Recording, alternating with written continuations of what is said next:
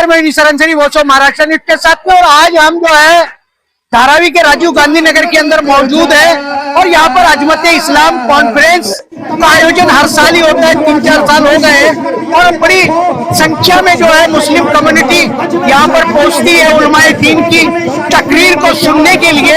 और उलमाए दीन बड़ी जोरों शोरों से यहाँ पर तकरीर करते हैं। इस तरीके से यहाँ पर तकरीर का प्रोग्राम चला। मुफ्ती नूरुल हक साहब ने जो है काफी दर्दमंदाना जो तकरीर की, उस तकरीर से कम लोगों के अंदर इस्लाम की एक जो धड़क और जो दर्द है वो तो पैदा हुआ ही, साथ में मुफ्ती साहब ने जो है लोगों की आंखों में आंसू ला दिए। मैं हजरत आपसे ये जानना चाह रहा हूँ, मेरा पहला सवाल यही है कि आज के इस टेक्नोलॉजी के दौर में, आज के इस मोबाइल के दौर में इस तरह की जो अजमत इस्लाम कॉन्फ्रेंस है, इनकी कितनी जरूरत है कि ये मुसलमानों तक अपना पैगाम पहुंचाए और मुसलमानों में दीन का जज्बा पैदा करे। सबसे पहले तो मैं आपको ये बताना चाहता हूँ कि आप यहाँ पर आए हैं और हम लोगों से जो भी पूछ रहे हैं ये इस्लाम के ताल्लुक से ही पूछ रहे हैं।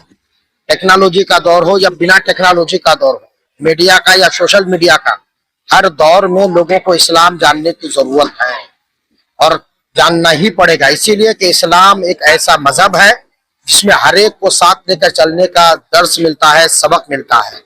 इस मजहब में कोई ऊंच नहीं, कोई नीच नहीं और किसी किस्म की कोई छुआछूत नहीं है। ये धर्म सबको सम्मानित करने के लिए है, सबको मान देता है, सम्मान देता है और लोगों को हर तरीके से इस्लाम में सुविधाएं मिलती है।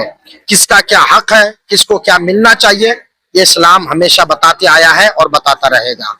ना हम इसमें कोई कमी कर सकते हैं, ना इसमें घट बेशी कर सकते हैं। कैसे हजरत ने जो बात की है, यहाँ पर जो है हमारी धारावी बड़ी मस्जिद के इमाम साहब हैं कारी सरफराज जी। सरफराज जी, मैं आपसे जानना चाहता हूँ, आप तो इमाम है मस्जिद के, हर जुमा में महीने में 4 बार हर उलमाए दीन इस्लाम की ही तकरीर करता है, इस्लाम के बारे में ही बताता है, इस्लाम के हर पहलू को समझाता है।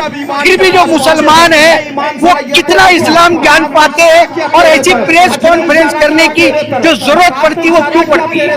देखिए, जानना और सीखना ये एक अलग चीज है। मुअज्जिन अजान कहता है मस्जिद में, हय्या अलस सलाह, और नमाज के लिए हय्या अलल फलाह, कामयाबी की तरफ, तो उसका काम उसने अपना कर दिया। अब जिसका जी चाहे आए और जिसका जी चाहे ना आए। वो कोई मौलाना, कोई इमाम, कोई मुफस्सिर, कोई मुहद्दिस किसी को डंडा लेके तो नहीं जा सकता समझाने के लिए कि तो इस्लाम सीख ले।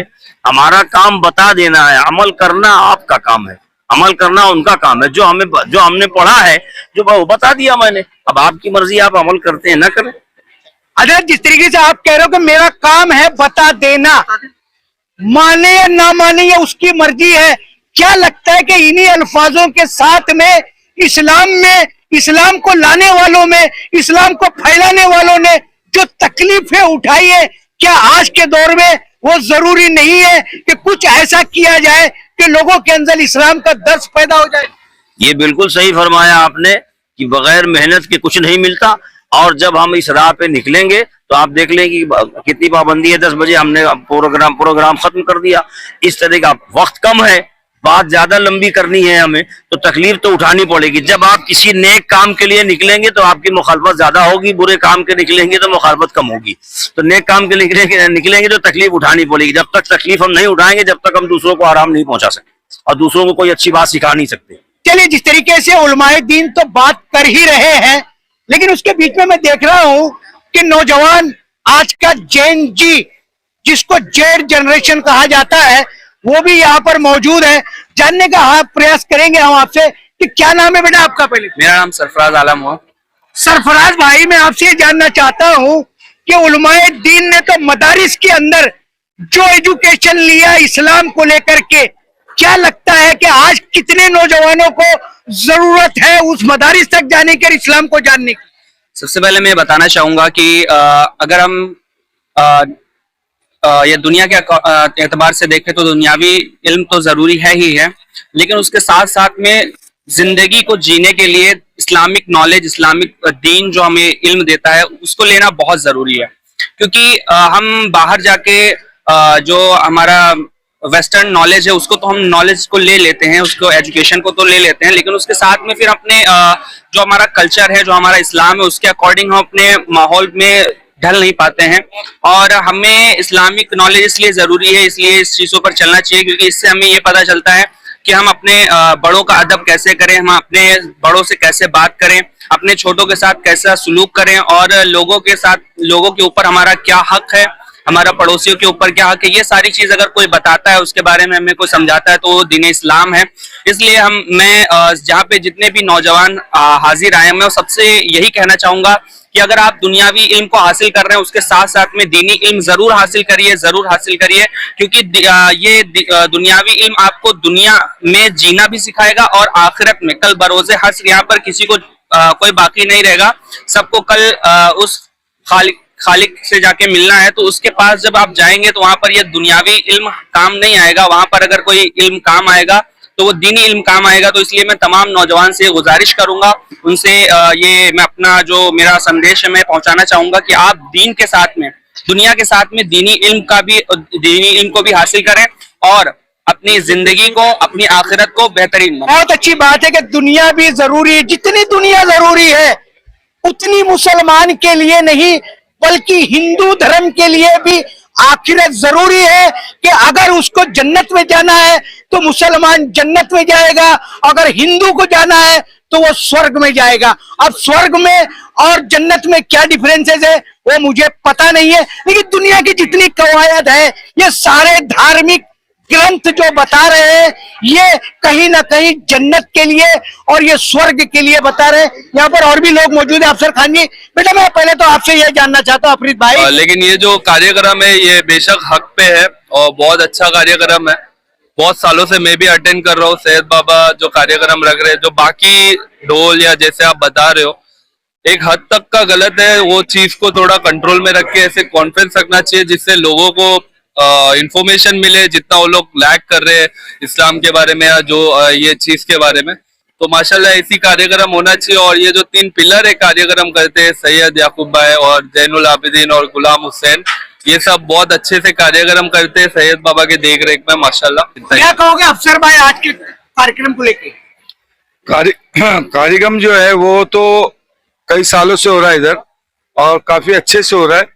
अब एक चीज रहती है कि भाई कोशिश करना हमारा काम है, तो उसी तरीके से सैयद बाबा दीन का काम फैला रहे, लोगों को बुला रहे, दीन की दावत दे रहे कि एक सेफ प्लेटफॉर्म पे आना चाहिए। तो आपने ऑप्शन पूछे आफरीद को कि अपना जुलूस में इसमें जो गर्दी होती है इसमें थोड़ा कम होता है, ऐसी कोई बात नहीं है। देखो हर इंसान हर अपनी तरीके से चल रहा है, कहीं ना कहीं एक रास्ता निकल रहा है और वो भी एक रास्ता सही है, ये भी एक रास्ता सही। लेकिन ये रास्ता जो सैयद बाबा जो कर रहे हैं वो रास्ता तो बहुत ही इंपॉर्टेंट है, क्योंकि जो भटके हुए मुसलमान है उनको नमाज की दावतें देना, उनको दीन की बातें समझाना, उनके दिमाग में दीन की डालना। आज जो मुसलमान कई गलत रास्ते पे जो निकले वो भी इस रास्ते पे आ जाए और ये कार्यक्रम के माध्यम से उनको एक अच्छी सीख मिले। बस मैं यही 2 बात बोलना चाहता हूँ। और जिस तरीके से सैयद साहब की बात हो रही है, सैयद साहब पूरी तकरीर के अंदर में एक चीज को देख रहा था कि उलमाए दीन ने जो तकरीर की वो ख्वाजा गरीब नवाज को लेके बड़ी जोरों से बोले, और ख्वाजा गरीब नवाज का उर्स चल रहा है। लाखों की तादाद में लोग गिरते पड़ते भूखे प्यासे ख्वाजा गरीब नवाज के दरबार में जा रहे हैं। तो वो जो ख्वाजा गरीब नवाज के दरबार में जितनी दिलचस्पी से जा रहे हैं, उतनी दिलचस्पी से मुसलमान मस्जिद की और नमाज की तरफ नहीं जाता है। तो जो मस्जिद में जाने वाला है वो असली मुसलमान है या ख्वाजा के दरबार में जाने वाला वो असली मुसलमान है? असली मुसलमान वही है जो वली की बारगाह से निस्बत रख के नमाज की और शरीयत मुस्तफ़ा की पाबंद रहे। असली मुसलमान वही है जो जिन्होंने इस्लाम के लिए अपनी कुर्बानियां दी और इस्लाम को हम तक अपनी जदोजहद अपनी मशक्कत से पहुंचाया। उनसे मोहब्बत भी रखे, उनके दर्स की खिदमत भी करे और नमाज भी कायम रखे, मस्जिद भी आबाद करे। ये असली इस्लाम का मेरी समझ में आ रहा है कि ये बात है। आपसे बताना चाहूँ सर निशार भाई कि इस्लाम की अजमत इसके लिए ज्यादातर भारत में है कि इस्लाम के आने के बाद भारत में सती प्रथा ये कैसा था, एक ऐसा अभिश्राप था औरतों के लिए कि अपने मर्दों के जो उसका शौहर मर जाए तो उसके चिता में जलाया जाता था। फिर इसको इस्लाम ने खत्म किया। और दूसरा कि औरतें जो लड़कियां हैं उनकी जो बेवा हो गई तो शादी नहीं कर सकती थी। ये हमारी लानत था हमारे भारत में। इस्लाम के आने के बाद ये हक उनको दिया गया। फिर छुआछूत का मामला है, इस्लाम के आने के बाद वो खत्म हुआ। फिर उसमें एक बहुत अहम बात कहना चाहूंगा कि हिंदुस्तान के कई कोनों में ऐसा था कि दलित बेटियां अपने स्तन नहीं ढक सकती थी, उस पर टैक्स लगता था। इस्लाम के आने के बाद वो इंसाफ उन बेटियों को मिला। और इस तरह के जैसे अपनी इबादत खानों में छोटे जाति के लोग, छोटे कास्ट के लोग नहीं जा सकते थे। ये हमारे हिंदुस्तान का हालत था। शायद अभी भी बहुत जगह ऐसा आपको देखने को मिलता होगा नीच के जरिए। लेकिन इस्लाम के आने के बाद एक ही सप में खड़े हो गए महमूद अयाज, ना कोई बंदा रहा ना कोई बंदा नहीं। एक ही सप में खड़े हो गए महमूद अयाज और ना कोई बंदा रहा ना कोई बंदा नवाज। अगर यही 4 वर्ड को लेकर के मुसलमान और अदर कम्युनिटी इस पे सहमत हो जाए तो फसाद की कोई बात ही नहीं हो सकती है। और जहां बात अजमत इस्लाम की बात जो है, और ये 3-4 सालों से सैयद साहब कर रहे हैं, कितना लोग समझ पाएंगे, कितना नहीं समझ पाएंगे, या सिर्फ सारे लोग इस्लाम के नाम पर सरपट दौड़ते चले जाएंगे, वो मैं नहीं कह सकता। आने वाले दिनों में क्या बदलाव होगा उस पर भी हम चर्चा करेंगे। सैयद साहब, आप सारे लोगों ने वॉइस ऑफ महाराष्ट्र से आज एक अच्छे कार्यक्रम को, धार्मिक कार्यक्रम को लेकर के चर्चा की, उसके लिए थैंक्स और धन्यवाद।